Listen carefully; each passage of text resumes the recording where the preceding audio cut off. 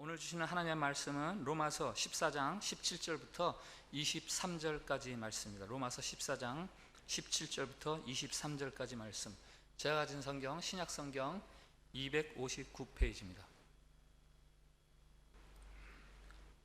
말씀 봉독할 때에 살아계신 우리 하나님의 음성으로 들으시기 바랍니다. 하나님의 나라는 먹는 것과 마시는 것이 아니요 오직 성령 안에 있는 의와 평강과 희락이라. 이로써 그리스도를 섬기는 자는 하나님을 기쁘시게 하며 사람에게도 칭찬을 받느니라. 그러므로 우리가 화평의 일과 서로 덕을 세우는 일을 힘쓰나니 음식으로 말미암아 하나님의 사업을 무너지게 하지 말라. 만물이 다 깨끗하되 거리낌으로 먹는 사람에게는 악한 것이라. 고기도 먹지 아니하고 포도주도 마시지 아니하고 무엇이든지 내 형제로 거리끼게 하는 일을 아니함이 아름다우니라. 내게 있는 믿음을 하나님 앞에서 스스로 가지고 있으라. 자기가 옳다 하는 바로 자기를 정죄하지 아니하는 자는 복이 있도다. 의심하고 먹는 자는 정죄되었나니 이는 믿음을 따라 하지 아니하였기 때문이라. 믿음을 따라 하지 아니하는 것은 다 죄니라. 아멘. 샬롬. 샬롬. 네, 우리 한 번 더 옆에 분들하고 밝은 얼굴로 축복의 인사를 나눕니다. 하나님께서 우리를 사랑하십니다. 네, 오늘 본문 말씀은 로마서 14장의 결론적인 부분입니다. 14장 앞부분에 어떤 말씀이 있는가? 신자를 둘로 나눕니다. 고기를 먹는 신자, 고기를 먹지 않는 신자. 왜 이렇게 신자를 둘로 나뉘는가?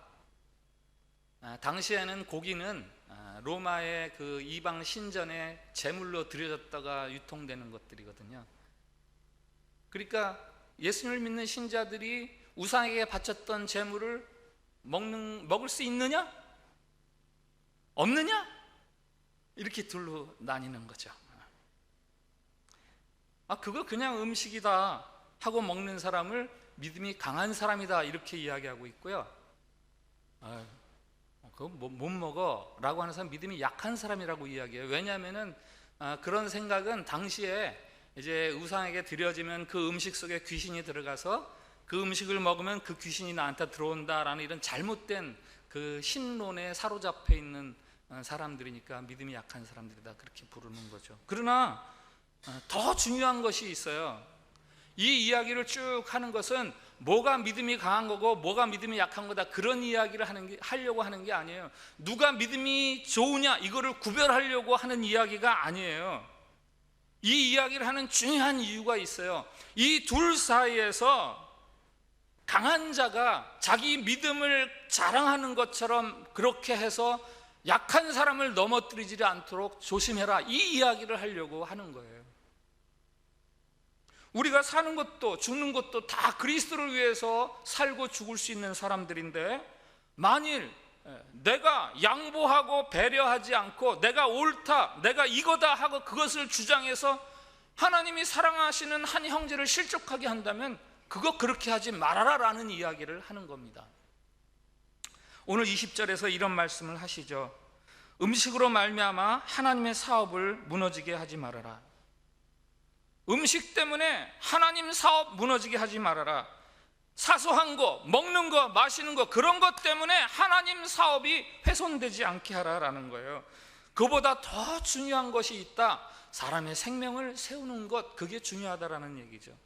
하나님의 사업이 뭐죠? 하나님의 사업을 망하게 하지 말라. 하나님의 사업이 뭡니까? 여러분 사업하시죠? 무슨 사업하세요? 하나님 사업이 있습니다. 오늘 17절과 19절에 이런 말씀이 있어요. 17절 하나님의 나라는 먹는 것과 마시는 것이 아니요 오직 성령 안에 있는 의와 평강과 희락이라. 19절 그러므로 우리가 화평의 일과 서로 덕을 세우는 일을 힘쓰나니. 하나님의 사업이란 것은 우리가 의와 평강과 희락을 나누는, 희락을 전파하는 게 하나님의 사업이에요. 서로 화평하고 서로 덕을 세워가는 게 하나님의 사업입니다. 우리는 다 하나님의 이 사업에 고용된 아무튼 하나님의 사업에 참여해야 되는 세일즈맨들이에요. 하나님 사업에 동원된 사람들. 우리가 열망하고 바라는 것이 있다면 어떻게 하면 이 하나님의 사업이 잘 되게 할까? 그런데 우상에게 바친 재물을 먹느냐 마느냐 이 이견 때문에 서로 비판하고 서로 판단하는 거라면 그것은 하나님의 사업을 망하게 하는 거라는 거죠. 왜 못 먹어? 이게 뭐라고? 이거 음식이야. 참 아무렇지도 않잖아. 이렇게 나의 우월감, 나의 담대함을 과시해서 저거 먹으면 안 되는데 라는 사람을 시험에 들게 하면 그것은 결코 하나님 앞에서 하나님의 나라에 참여하는 일이 아니다라는 거예요. 한 기업의 사원은 그 기업의 경영 철학이 무엇인지, 기업 이념이 무엇인지 그런 것들을 잘 알아서 그래서 그것을 따라서 순종해야죠. 물건을 파는 게 아니잖아요. 기업의 철학을 팔고 기업의 이념을 파는 거잖아요. 물건을 만드는 게 아니라 그러잖아요. 요즘은 기업 이념을 만드는 거잖아요. 하나님의 사업도 마찬가지예요. 하나님의 사업도 마찬가지예요. 하나님의 사업은 어떻게 하면 되나요? 하나님의 사업은 어떻게 하면 되나요? 오늘 본문 말씀해 보면요, 서로 세워줘라 그래. 서로 세워줘라. 교회란 하나님의 이름으로 하나님의 사랑을 알아서 함께 부름받은 공동체입니다. 형제 공동체. 이 교회가 부흥돼야 된다. 그래서 막 회의도 하고 무슨 교육도 받고 훈련도 받고 세미나도 얼마나 많은지 몰라요. 한국에는 세미나도 하고 하지만 위대한 계획을 세운다고 해서 위대한 프로젝트를 갖고 있다고 해서 위대한 교회가 되는 건 아니에요. 교회를 구성하는 한 사람 한 사람이 서로를 세워주면 무슨 거대한 행사, 거대한 결과물이 없어도 그것 자체로 굉장히 훌륭한 교회를 이루고 있는 거고 훌륭한 하나님의 사업이 이루어지고 있는 거예요. 어떻게 하면 형제를 세워주느냐? 어떻게 하면 형제를 세워주느냐? 서로 비판하지 말아라. 다른 사람 상처 주는 일 하지 말아라. 오늘 13절 말씀이죠. 그 앞에 그런즉 우리가 다시는 서로 비판하지 말고 도리어 부딪힐 것이나 거칠 것을 형제 앞에 두지 아니하도록 주의하라. 형제가 부딪히거나 거쳐서 넘어질 것들이 있다면 그거 하지 말아라라는 거죠. 나 때문에 다른 사람이 넘어질 만한 언행을 좀 조심해라, 삼가해라. 특별히 이 말씀을 누구에게 주는 거예요? 믿음이 강하다 싶은 자들에게 주는 거예요. 제사 음식, 그거 단순히 음식이야 하고 아무렇지도 않게 자신의 대범함을, 자신의 지식을 마음대로 막 발휘하려는 사람들, 그 사람들에게 이야기하는 거예요. 당신들의 지식, 당신들의 대범함, 당신들의 믿음, 그것 때문에 연약한 사람들이 시험에 들지 않게 해라. 죄송하지만 제 이야기를 좀 드릴게요. 이거는 자랑도 아니고요, 그저 내가 믿는 신앙을 어떻게 내 삶과 융화시켜서 살아갈까를 고민하는 한 사람의 이야기다, 이렇게 생각하고 들어주시면 좋겠어요. 저는 안수 집사일 때도 간간히 술을 마시곤 했습니다. 일부러 술을 즐기지는 않았지만 그래도 간혹 술을 마셨어요. 제가 술을 마신 이유는 부득이하게 어쩔 수 없어서 마신 건 아니었어요. 안 마실 수도 있었어요, 분명히. 그러나 제가 음주는 죄가 아니야 라고 생각했기 때문에 마셨습니다. 사회생활을 하면서 나름대로 고민을 했지요. 교회에서는 술을 마시지 말라고 하는데 술 마시는 게 죄인가? 나름대로 결론을 내렸어요. 술에 동반되는 그릇된 문화, 음란한 문화, 그거에 내가 빠져들지 않는다면, 그리고 내가 술을 너무 많이 마셔서 정신을 잃어서 실수하지 않는다면 음주 자체는 죄가 아니다라고 제가 결론을 내렸습니다. 표정이 굉장히 밝아지는 분들이 많으시네 지금.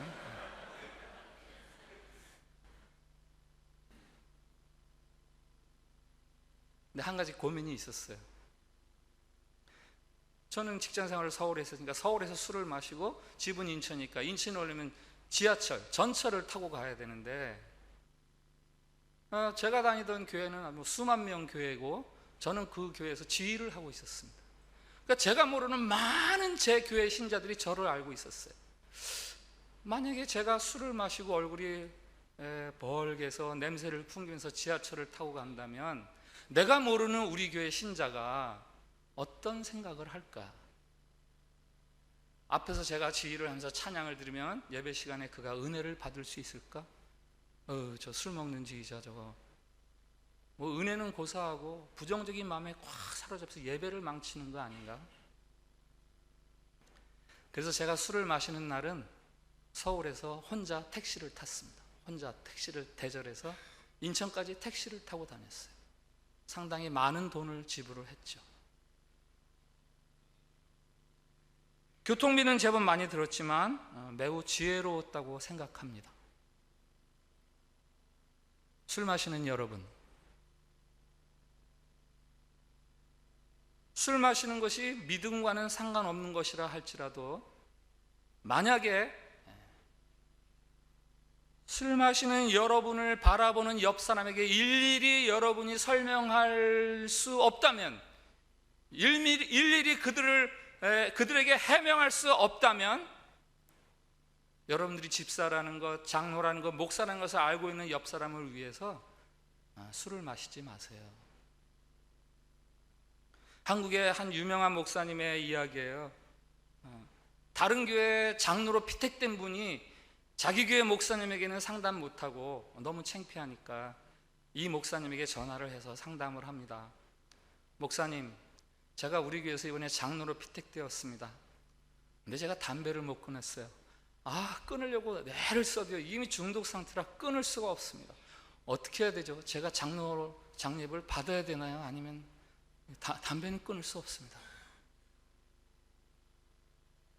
여러분이라면 뭐라고 말씀하시겠어요? 담배 못 끊으면 장로면 안 되지, 이렇게 얘기하시겠어요? 그 목사님이 유명한 말을 남기셨어요. 들키지 말고 피세요. 들키지 말고 피세요.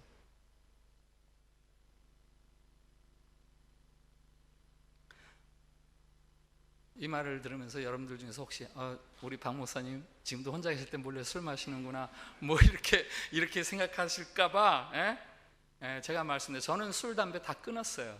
아주 오래전에 끊었어요. 목회자의 길을 걷기 전에 평신도 때 다 끊어버렸습니다. 그것이 죄여서가 아니라, 제가 끊은 것은 그것 자체가 죄여서가 아니라 그것을 교회가 금하기 때문에 끊었습니다. 어느 날 이런 생각을 하게 되었어요. 교회가 금하는 것과 내가 옳다고 생각하는 것 사이에 충돌이 생길 때, 그때 어떻게 하는 게 하나님이 기뻐하실까? 그때 어떻게 하는 게 좋은 신자일까? 그것을 생각했어요.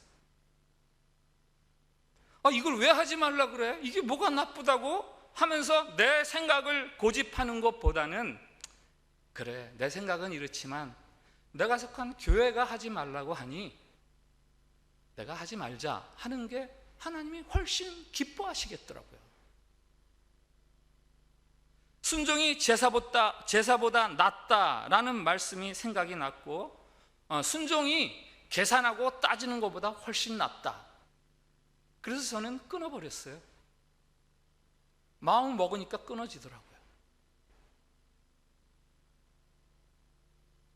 제가 술 자체가 죄는 아닐지라도 지금 술을 안 마시는 것은 하나님을 기쁘시게 하려는 저의 신앙 고백이에요.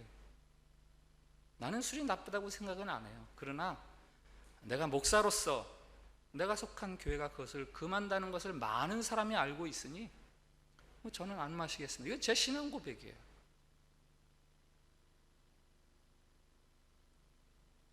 그리고요, 한국의 음주 문화 너무 타락했잖아요.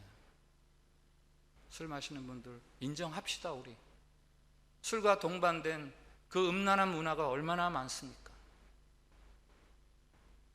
정신을 혼미할 정도로 마시는 과음 문화, 그런 것들을 통해서 사탄이 우리를 시험에 빠뜨리는 거예요.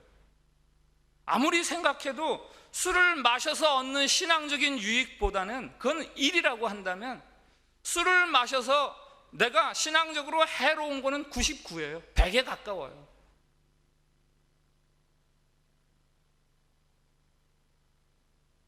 오늘 다시 본문으로 돌아가서 15절을 들어보십시오.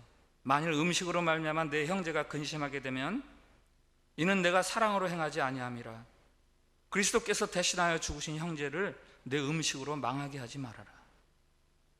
21절, 고기도 먹지 아니하고 포도주도 마시지 아니하고 무엇이든지 내 형제로 거리끼게 하는 일을 아니함이 아름다우니라.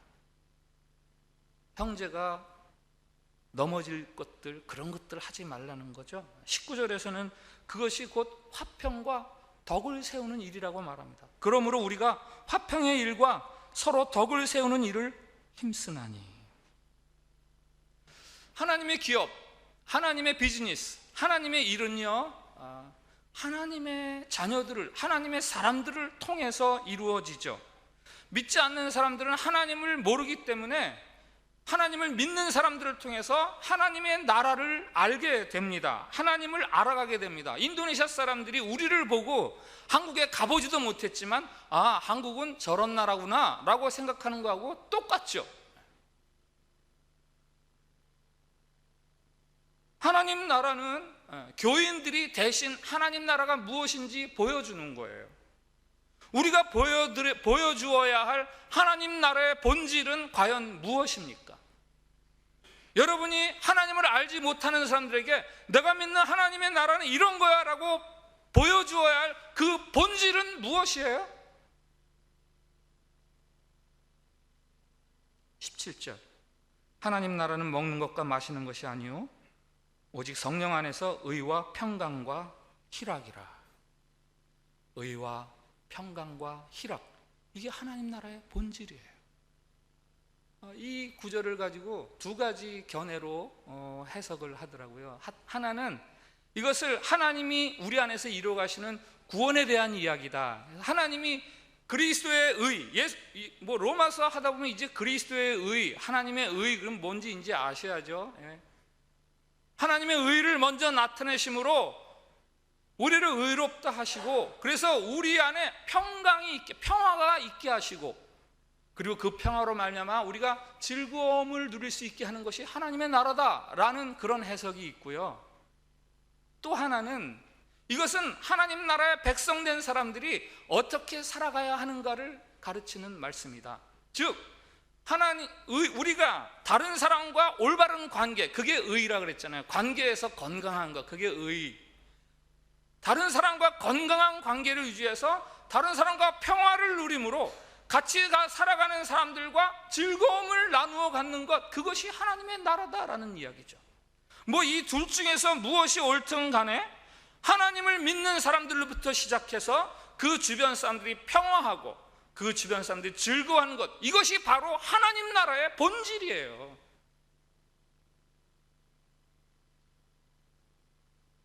그게 하나님께서 저와 여러분에게 부탁하신 사업의 내용입니다.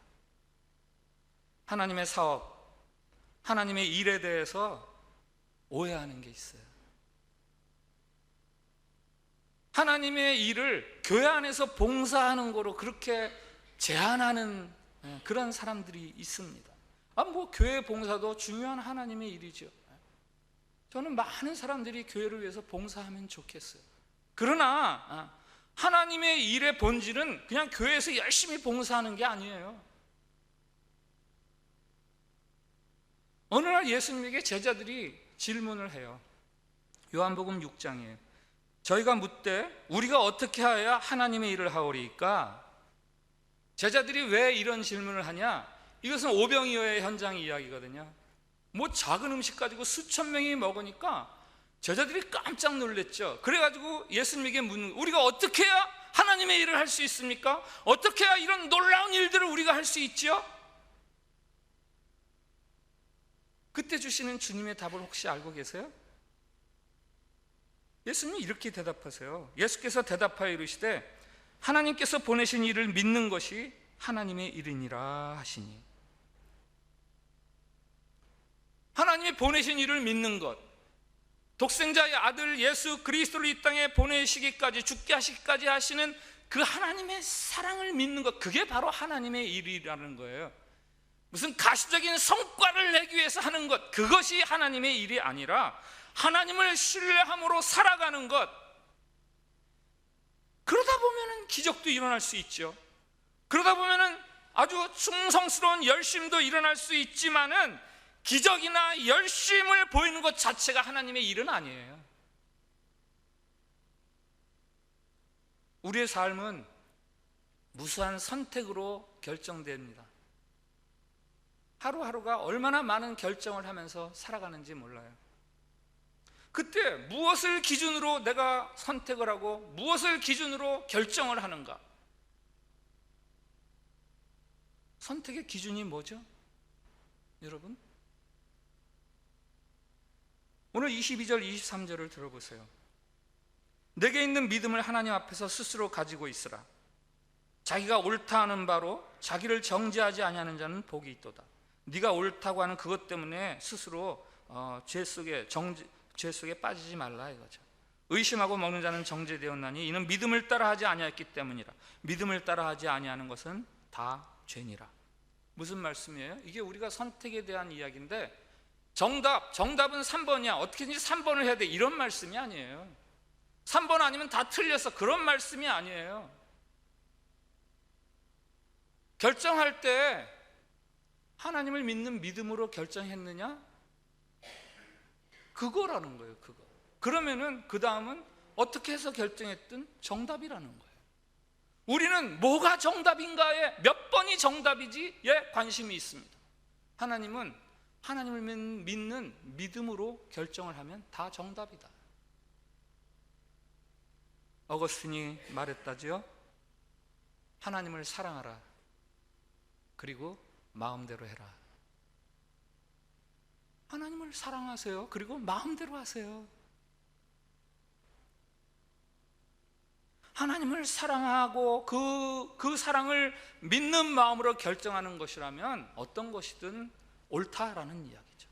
그렇게 살아갈 때 18절 말씀이 이루어집니다. 이로써 그리스도를 섬기는 자는 하나님을 기쁘시게 하며 사람에게도 칭찬을 받느니라. 하나님과 사람에게 칭찬 듣는 삶, 이게 바로 하나님의 사업이에요.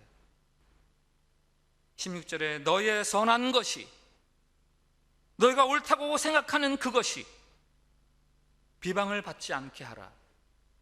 잘못 옳다고 생각하지 말아라. 그게 아니라 옳다고 생각해서 행동하는 그것 때문에 다른 사람들이 걸림돌이 되면은 그렇게 하지 말아라라는 거예요. 왜요? 하나님 앞에서 선한 것은 하나님만 기쁘시게 하는 게 아니라 사람들로부터도 칭찬을 듣는 것이기 때문에 그래요. 성탄절이 바로 코앞입니다. 예수 그리스도께서 의와 평강과 희락을 위해서 이 땅에 오셨습니다.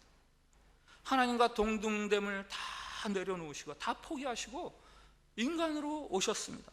이것이 우리 기독교만이 가지고 있는 아주 독특한 구원론이에요. 다른 종교는 다 신의 자리까지 올라와라, 구원의 조건을 갖추어라. 이게 다른 종교, 다른 신들이 하는 이야기입니다. 그러나 우리가 믿는 기독교는 하나님의 아들이 자기를 낮추셨어요. 마국간에 오셔서 강보에 쌓인 어린아이가 되셨습니다. 천지를 창조하시던 그 놀라운 얼마이티한 그 손이 얇은 천조각에 갇혀서 꼼짝도 못하는, 마지막에는 십자가에 못이 박혀서 꼼짝도 못하는 그런 손이 되셨어요. 자기를 비우시는 그리스도의 이야기입니다. 크리스천, 신자, 크리스천, 이 단어 속에는 그리스도라는 단어가 들어 있습니다. 크리스천의 삶 속에는 그리스도가 담겨져 있어야 돼요. 이 그리스도가 담겨져 있어야 그리스도인입니다. 알렉산더 대왕이 지휘하는 부대에 알렉산더라는 이름을 가진 병사가 한 명이 있었대요. 근데 그 병사 알렉산더가 행동이 형편이 없는 병사입니다. 이런 말이 그 알렉산더 부대 안에서 들립니다. 알렉산더 그놈 지시군. 알렉산더 그놈 때문이야. 이 소문이 알렉산더 대왕에게 들렸어요. 어느 날 밤 알렉산더 대왕이 그 사병 알렉산더의 막사를 찾아갑니다. 그날도 역시 그는 술에 만취해서 해롱해롱 대면서 그러고 있다가 대왕이 오니까 일어나서 예를 갖추었겠죠. 대왕이 내 이름이 알렉산더냐? 라고 물었습니다. 그리고 이렇게 이야기했습니다.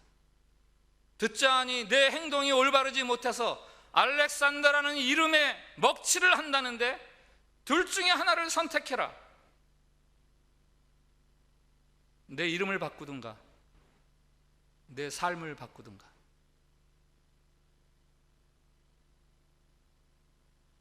여러분이 그리스도인이십니까? 여러분 때문에 혹시 그리스도의 그 아름다운 이름이 먹칠을 당하지 않으십니까? 여러분의 이름을 바꾸시든가 여러분의 삶을 바꾸십시오. 오늘 공동으로 드리는 기도가 있습니다.